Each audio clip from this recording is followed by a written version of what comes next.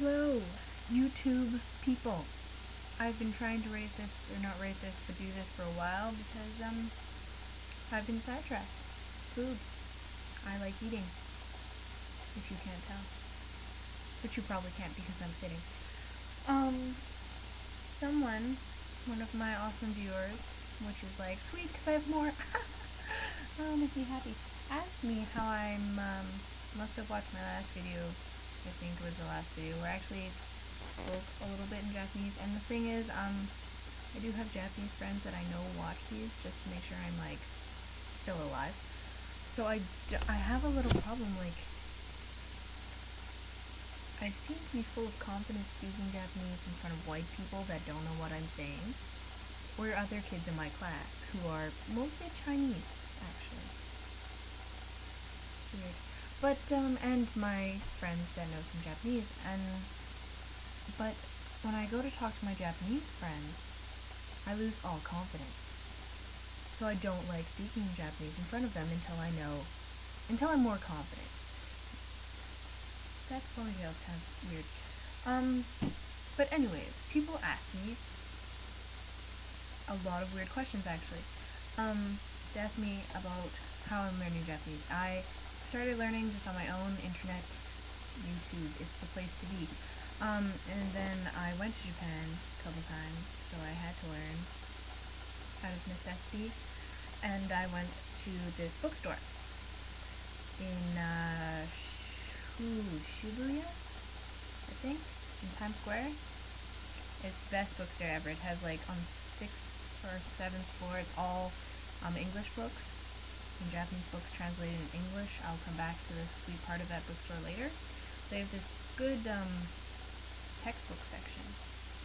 I like the textbook section, and I started with this one, Japanese for Young People, Katakana workbook, or Kana workbook.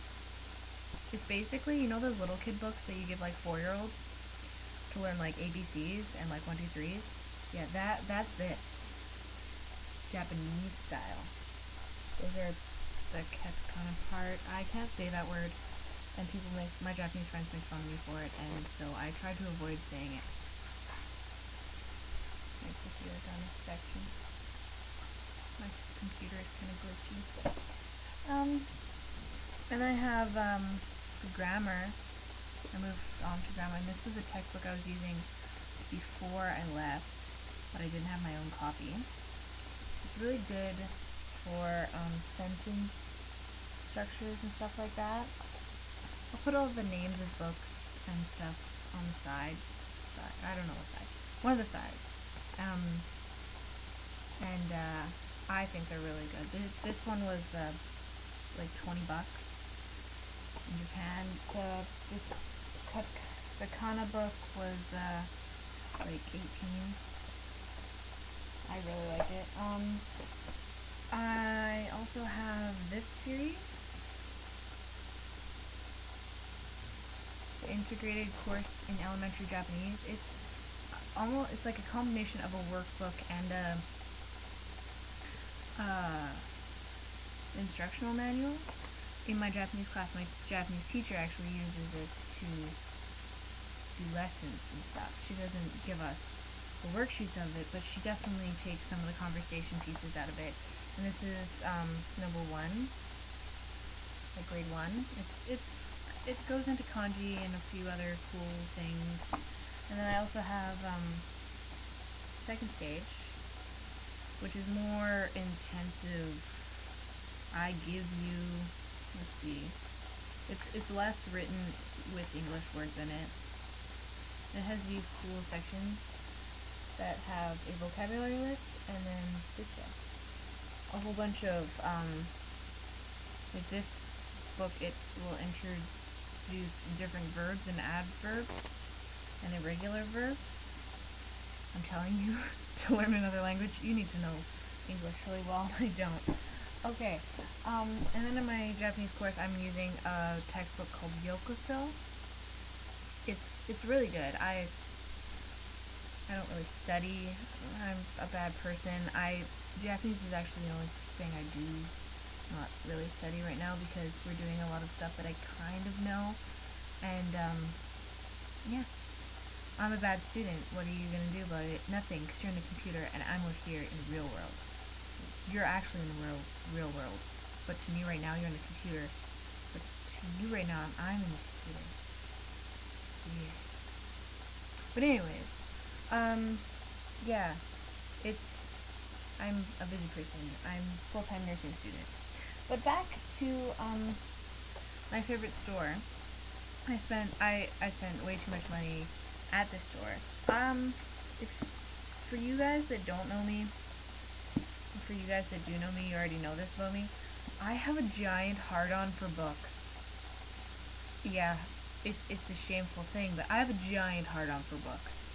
In Japan, I read 1, 2, 3, 4, 5, 4.5, 5. No, I brought 3 of my own. I read those, and I bought 1, 2, 3, 4, 5, 6, 7 other books, not including my textbooks. I read through 4 of them there.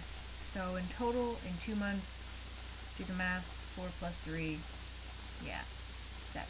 7 books, 2 months. I am a loser. I still won't do stuff.